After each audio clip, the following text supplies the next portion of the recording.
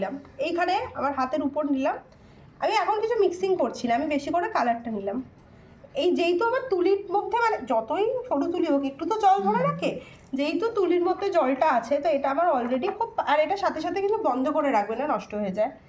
এবার আমি কিরমভাবে জল নেব, এরম করে জল নেবো না, তাহলে একদম ল্যাতে হয়ে যাবে। মানে তুমি যদি তুমি জল না নাও তাহলে কি হবে, তোমার তুলি সরবে না।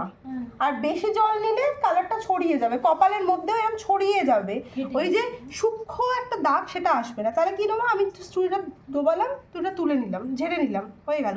এবার আমি তুলিটাকে এইভাবে ধরছি, এরকমভাবে মিক্সিং করবো না, ব্রাশ নষ্ট হয়ে যাবে। এইভাবে মিক্সিং করছি। এবার আমি দেখে নেবো যে আমি তুলিটা টানতে পারছি কিনা। দেখো